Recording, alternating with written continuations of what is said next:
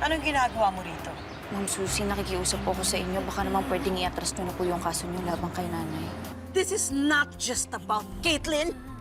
This is about your mother. Still breathing and walking this earth with me. Sa tingin ko naman, hindi nila pinlano na saktan ka.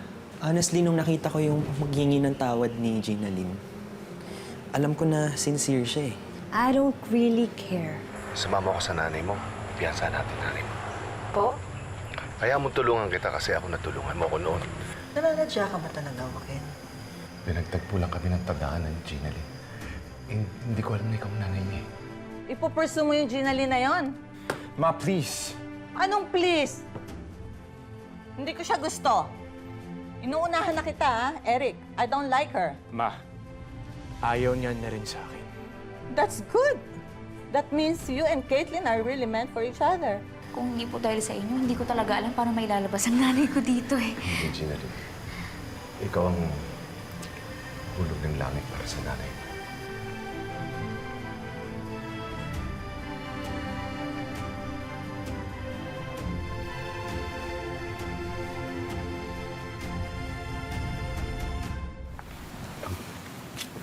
Siguro mas maganda kung ihatid ko na kayo. Hindi na ho, sir. Kaya na ho namin umuwi ni Gina Lynn. Hayaan niyo, hatid ko na lang kayo. Idahan ko kayo sa saan man kayo pupunta. Lalo na't may karamdaman ko ganyan. Sige nanay, pumayag ka na. Mahirapan ka lang. Sige po, salamat po. Sige. Sige nanay. Dahan. Hop. Hop.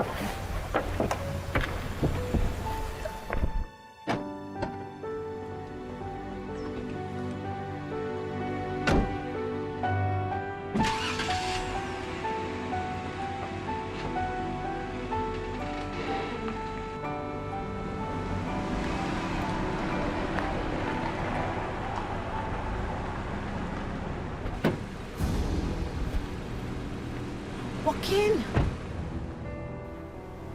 Sila Joaquin yun ah. Walang yayang mga yan. Kunyari pa, magkagalit. Yung pala, magkakasama pa sila. Mamang, nakita ko talaga si Joaquin. What is he doing there? Ibig bang sabihin, regular silang nagkikita ni Ami? Mamang, I'm sure nagpakita na naman ang motibo yung waray na yan. Garampingat. Nagseselos ka ba? Mamang naman, bigyan mo pa talaga ng mali siya. I'm sure may kinalaman si Joaquin sa pagpiyansa kay Ami kaya nakalabas sa kulungan niyang babaeng yan. Siya ang nagbigay ng 100K? Agad-agad? Didn't you know na big time na si Joaquin? At yun nga yung ginamit nila against me, kaya siya nakalabas. Bakit naman niya tutulungan si Ami? I don't know.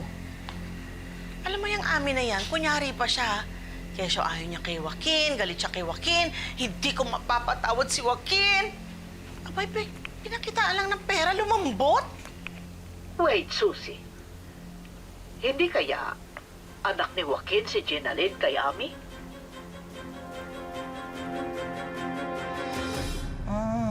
Ayun na.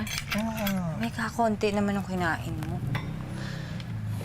Ami, bakit nga pala hindi mo sinabi kay Joaquin yung tungkol kay Gina Lynn? Ako naman. Lucy, ayokong malaman ni Joaquin ang tungkol kay Gina Lynn. Alam mo, kung tutuusin, abot langit ang galit ko sa kanya pero hindi ko magawa dahil naging mabait siya sa aming mag-ina.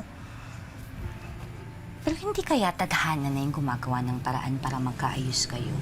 Kasi tignan mo, isipin mo ha, sa dinami-dami ng tao sa mundo, bakit kailangan yung mag-ama pang magkita? O tapos ito pa, bakit kailangan si Gina Lynn pa maging daan para magkita kayo uli ni Joaquin? Ano pa? Lucy, kung iisipin ko lahat ng mga sinasabi mo na yan, parang baka mabaliw ako eh. Parang puputok yung ulo ko. Kasi isipin mo na lang, parang iisipin ko na yung nangyari sa aming dalawa ni Susie, nangyayari rin sa dalawang anak namin. Parang nauulit ang tadhana. Ano ba yan? Ang gulo Hindi, naman. Pero hindi, kasi parang... Kasi naaawa lang ako kay Gina Lynn. Kasi parang napagkakaitan mo siya ng ama. So, hindi kaya parang nagiging makasarili ka na niyan? Ami, ah. Diba? Hindi eh. Kasi isipin mo, Lucia, alimbawang malaman ni Joaquin na anak niya si Gina Lynn. Oh. Lalong maglalaki ang gulo. Lalabas na isa-isa lahat yan. Makakarating kay Susie. Alam ko gagawa ng paraan si Susie para magulo ang buhay namin mag-ina. Pero teka, sandali lang. Hindi mo naman pwede itago yan habang buhay. Bahala na. Bahala na.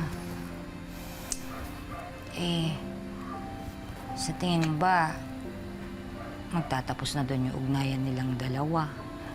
Ako ang tatapos. Lahat ng mga utang namin kay Joaquin babayaran ko dahil ayoko na may utang na loob kaming mag-ina sa kanya. At talagang sisiguraduhin ko, habang nabubuhay ako, hinding-hindi malalaman ni Joaquin na anak niya si Gina Lynn. Sumasama ang pakiramdam ko. Huwag na nga natin Hindi na pag-usapan mapahinga to. ka na. Wala na, hindi na ako tatanong. Ako. Gusto mo ng tubig? Paka-check nga yung ano ko, BP ko. Di mamaya. Katatapos konti. lang. Kaya ka na.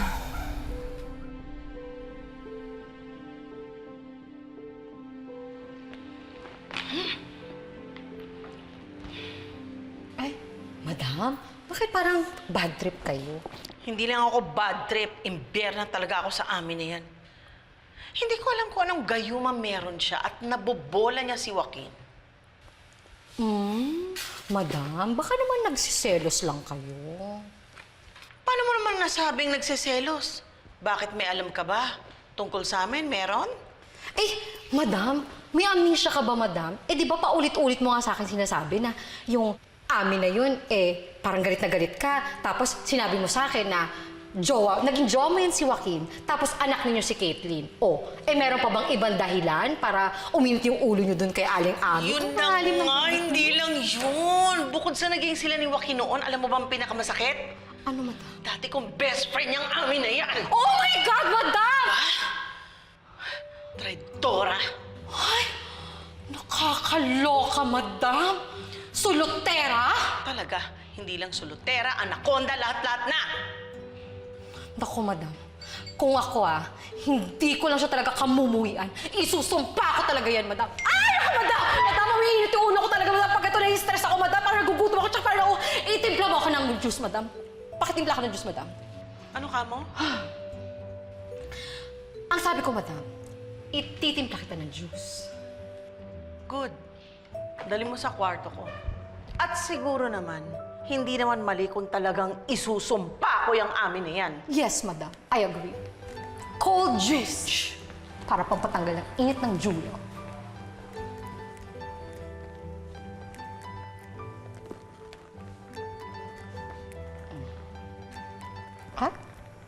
Foggy ni sir. Joaquin Escoto, the CEO. Premier Holdings, Hotel and Resort, yayamanin. Tapos, Logelia na si madam. Bakit kaya hindi siya humingi ng tulong dito?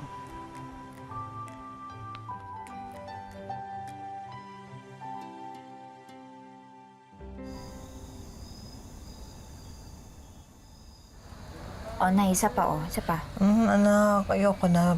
Busog na ako, anak. Tama na. Ay, saging! Gusto niyo ng saging? Hindi na, anak. Alam mo, anak, napakaswerte ko talaga sa'yo. Napakabait mong bata. Ako rin naman, Nay, maswerte ako sa inyo. Mabait kayo, mapagmahal, at higit sa lahat, maganda. Shush, binola mo pa ako. Hindi po bolo yun. Totoo po yun. Mana ako sa inyo eh. Naalala ko nga po yung sabi ni Sir Joaquin. Maswerte daw po ang mga magulang ko sa akin. Ewan ko ba bakit tuwang-tuwa ako sa kanya? Parang kampante na yung loob ko. Yung hindi ako nahihiya magsabi ng kahit ano.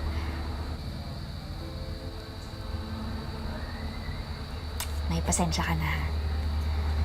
Siguro nagkakaganito ako kasi hindi ko kinamulatan si tatay. Sayang nga lang namatay na siya agad. Sana kahit sandali nakasama ko pa siya.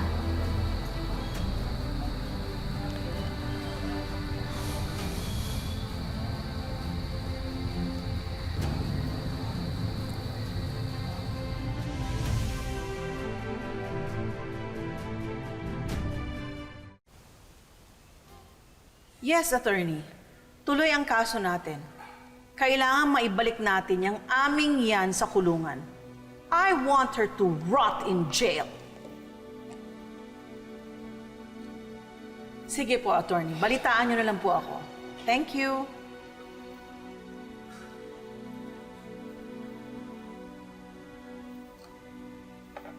Kate. Yes. Are you okay? Yeah. Isip ko lang po. Ano po kayang feeling kung kasama natin ngayon si Daddy? Nako, madam, original yan. Wala kaming binibentang mga peke. Oh, sure ka ba dito, ha? Baka naman mamaya Bangkok to. Ay, naku, Wiz, madam, yung amo ko. Behera talaga yun. Kaya doon siya sa ibang bansa bumibili ng mga bags. Tapos yung anak nun, si Caitlyn, naku, allergic yun sa mga fake. Nagkaka-rashes kapag nadidikit sa mga fake leather. Kaya yung mga bags nun, yung shoes, yung mga dresses, puro mga designer items. Puro mga branded luxury items. Ganyan. So, yayamanin talaga. Yes! Yayamanin talaga, madam. Tapos alam nyo ba, yung tatay lang nun ni Caitlyn, ha? Hotel magnate. Ay, ang bongga talaga. Yayaman, sobrang yaman. Tapos, yung pangalan nun, Hotel, ano nga yung Premier Holdings, Joaquin Escoto. Yan. Yan ang jowa ni Madam. Yun ang tatay ni Caitlyn. Bongga? Yes, bongga talaga. Ang laki-laki ng hotel nun. Okay. Pag ginugol mo, Joaquin Escoto. Yes, pudra ni Caitlyn. Okay. Oo, pag nakita mo, kamukis din. Excuse me? Tama ba yung narinig ko?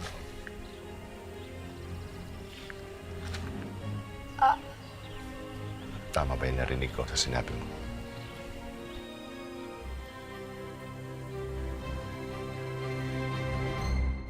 Hello.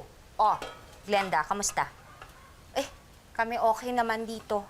Ako, ewan ko ba? Dito kay Ami, kung ako lang, kung ako si Ami, ha, sinabi ko na talaga lahat-lahat kay Joaquin. Oh. Gaga ka. Siyempre kaya Ami, hindi ganun kadali yun. Ang sakit ang nangyari sa kanila, di ba? Hala, hindi pa ba siya nakaka-move on? Para man lang sa anak niya, di ba? Huwag na. Kinaya na naman yung palaki si Gina ni na mag-isa. Hindi niya na kailangan si Joaquin. Magugulo pa ang mundo. Feeling ko lang naman kasi parang siya talaga yung mahal ni Joaquin, di ba? Mahal ka dyan. Diyan ka na dapat mag-move on. Wala ba siyang asawa? Ewan ko. Di ko alam. Lurong ka? Ikaw lang ata umaasa na magkakabalikan sila. O di sige, hindi na. Hindi na sila magkabalikan. Pero kahit man lang magkasundo silang dalawa, no? Tsaka higit sa lahat, ha? Karapatan ni Ginalyn na malaman niyang buhay naman talaga yung tatay niya. Oh. Diba? Buhay po ang tatay ko?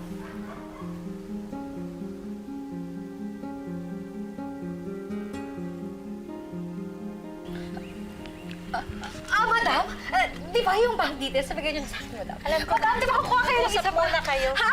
Madam, di ba kukuha kayo ng isa pa, madam? Okay na, Madam, okay na. i-reserve ko Usap kayo. mabawas ako ng 10%, madam, ha? Excuse me, sir, ha? Sa loob, sir, eh. Miss, excuse me. Sir? Sorry. Sorry, hindi kita hinaharas, ha? Pero... hindi mo pa sinasagot yung tanong ko, eh. Tama ba yung narinig ko? Naku, sir, wala akong alam na mga ganyan-ganyan, sir. Tendera lang ako. Ayun na yung customer ko. Excuse me, sir. Miss.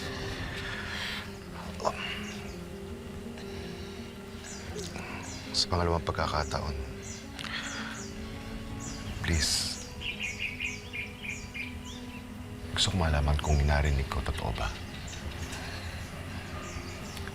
Pakisagot na lang, miss. Yes, sir. Kayo nga po. Kayo po yung tatay ni Caitlyn.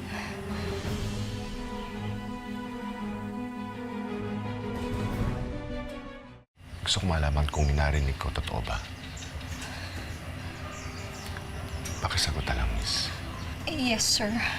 Kayo nga po. kayo po yung tatay ni Caitlyn.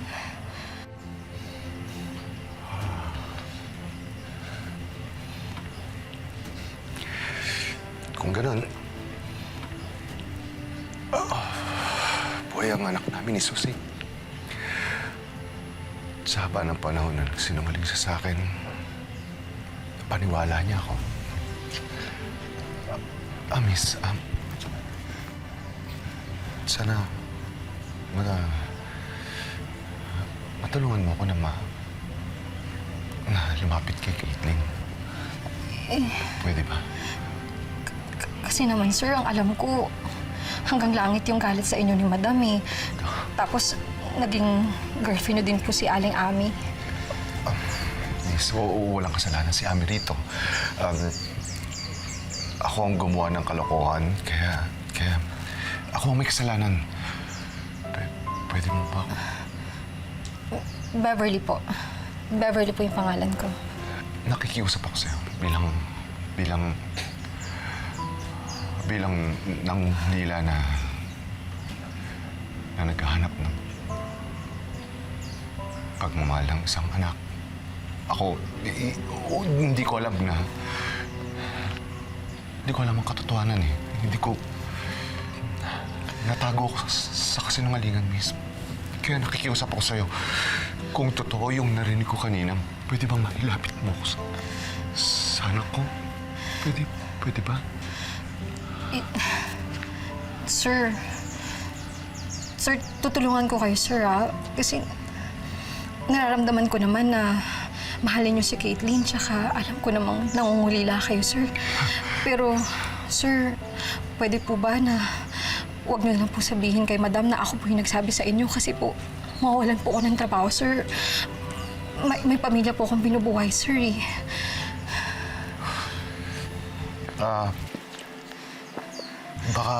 Baka kasi i-deny ni Susie. Pagka walang taong magbibigay ng pruweba na totoo anak ko si Caitlyn. Sir, kaya niyo na pong lusutan yun, sir. Sapat na po na binigyan ko po kayo ng impormasyon, sir. Yun na lang po yung matutulong ko, sir. At saka, sir, kalma lang po kayo, sir, ha? Huwag po kayo basta-basta magpapakita kay Caitlyn kasi baka pumaloka yun kapag nakita niya kayo. Pero, sir, hanggang doon na lang talaga yung matutulong ko. Sorry, sir.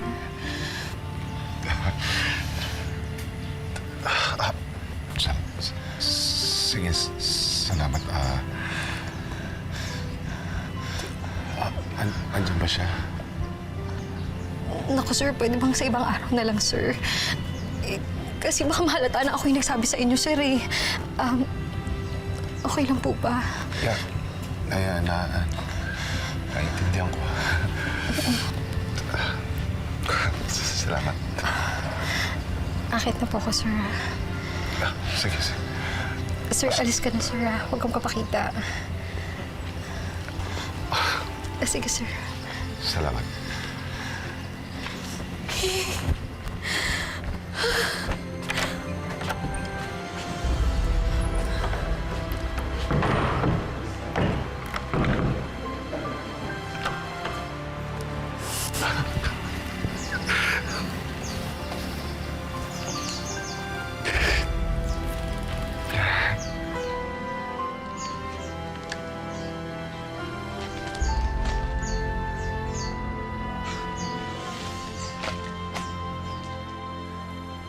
Bakit hindi po kayo makasagot?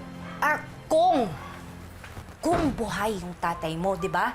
Ito ko ano naririnig. Sabi ko, kung buhay yung tatay mo, di ba? Di magkaayos man lang sila ng nanay mo, tapos makilala mo. Yun. Di ba? Oo nga po, Ninang, eh. Alam niyo, gusto ko lang naman maramdaman kung paano ba magkaroon ng isang ama. Ano ko naman, dahil mong drama. Wala kang ama. 3 naman kaming nanay mo, di ba? Saan ka pa? Ay, may kausap pala ako. Sandali.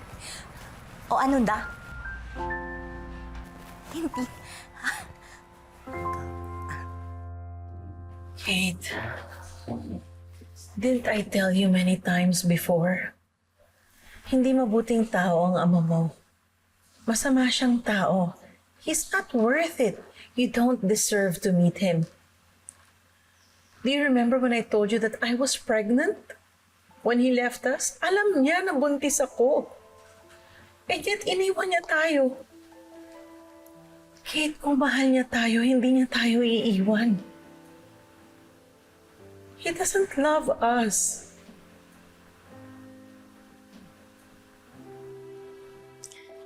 I'm sorry, Mom, kung hinanap ko pa po si Daddy. But it doesn't mean na kulang yung pagmamahal na binibigay niyo sa akin. And I know you hate him so much. Pero, he's still my dad. Gusto ko pong makilala siya. Gusto ko rin marinig yung side niya kung bakit niya tayo iniwan. I know how you feel. But even if you tell me na I'm enough, you make me feel like I'm not enough. Hindi pa ba sapat yung pagmamahal ko sa'yo, Kate? Pinupunuan ko naman lahat ng responsibilidad ng isang ama para sa'yo, di ba? Mommy loves you so much. I know, Ma. But I just need closure.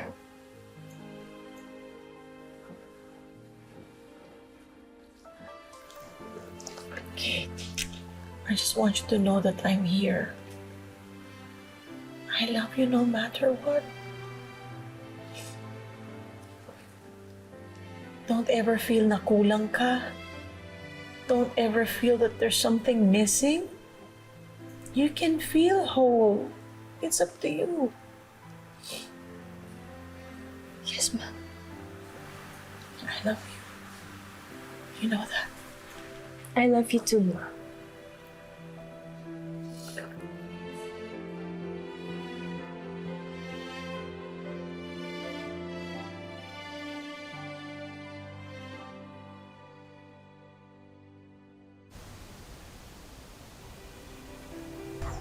Opo, wala pong problema, sir. Sige, basta isend niyo po yung full name niyo, yung address, tsaka... sige po, sige po. Okay, hintayin ko po text niyo. Bye-bye.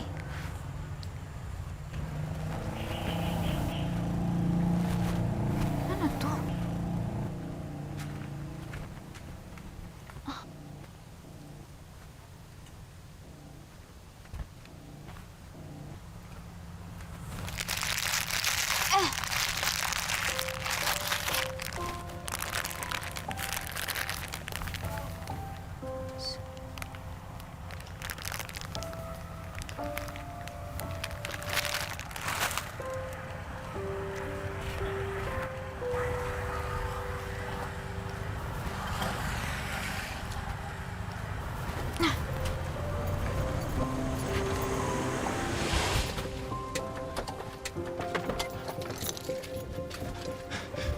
Gentlemen!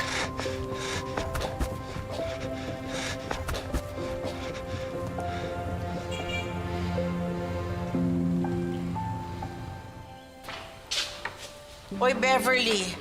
Galingan mong pagbenta mo ngayon, ha?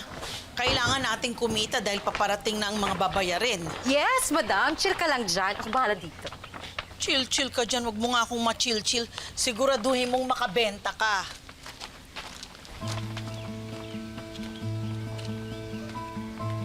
Anong ginagawa mo dito? Didn't I tell you to leave me alone? Nagsinungaling ka sa akin, Susie. What?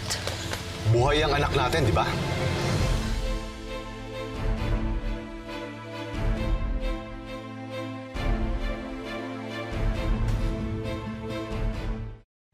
Gentlemen, pwede ba tayong mag-usap?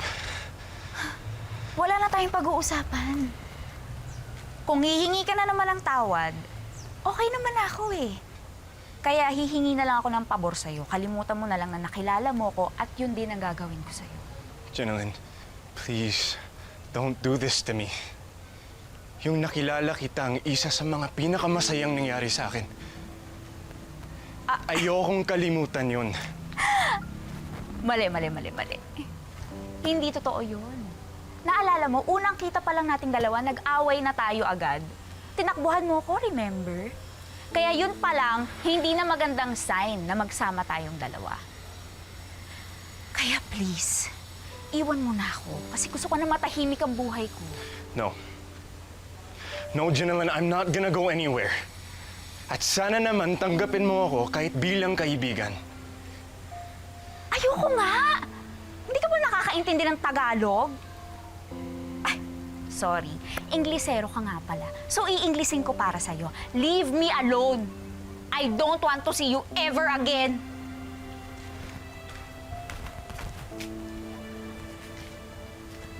At para sabihin ko sa'yo, hindi naman mababango ang bulaklak mo.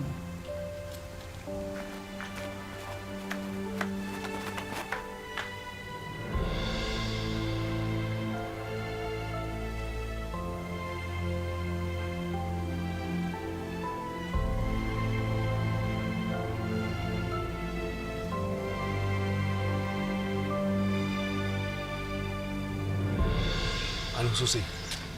Bakit di ka makasagot? Marami pa akong gagawin. Sa totoo? Alam mo, hindi ko alam kung saan mo nakukuha yung mga pinagsasabi mo. Hindi ko alam. Alam mo, Susi, matagal na kitang minamanmanan. Ito. Ito ang pruweba. Di ba't kanya yan? Saan mo nakuha tong birth certificate na to? Sa totoo? Totoong buhay ang anak natin. Oo, buhay ang anak natin pero hindi mo siya makikita kahit kailan.